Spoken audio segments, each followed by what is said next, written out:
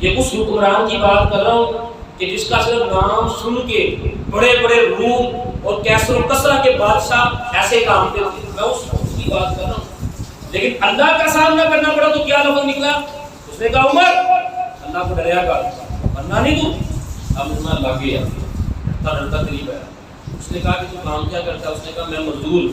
میری کتنی دیہڑی ہے؟ اس نے کہا اتنی. فرمایا اب تم نے آج کے بعد اتنی دیہڑی مجھ سے لے لی. بس کرنا کیا میں نے؟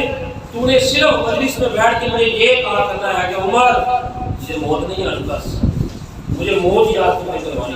کہیں غفلت میں نہ پڑ جاؤں, کبھی غرور میں آ کر کوئی فیصلہ اللہ کے مطابق نہ ہو سکے.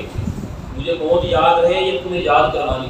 اس بندے کا بھی یہی کام تھا. مجلس میں آتا اور آگے کہتا عمر مرنا نہیں ہے تم نے. عمر فرماتے میری ٹانگیں کام کی تھی, اگر فیصلے میں کوئی لچک ہوتی تو صبر کر لیتا.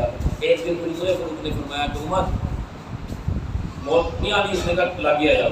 آپ نے کہا کل سے تیری ڈیوٹی ختم. یہاں پتہ کیا ہوتا ہے معذرت کے ساتھ, جتنا بندہ موت کے قریب ہو رہا ہے اتنا ہی اللہ سے بھی دور ہو رہا ہے. خواہشات اتنی بڑھ رہی ہیں.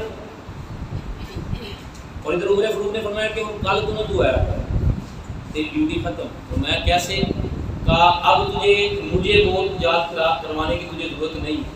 اب عمر کو ویسے ہی موت یاد دیتی ہے کیونکہ عمر کے داڑھی میں سفید بال آ گئے. اب یہ بال دیکھ کے مجھے یاد آتا ہے کہ میں موت کے قریب ہو چکا ہوں. میں اس کی بات کر رہا ہوں کہ جس کے لیے مصطفیٰ نے دعا کی ہو کہ مالک عمر دے دے.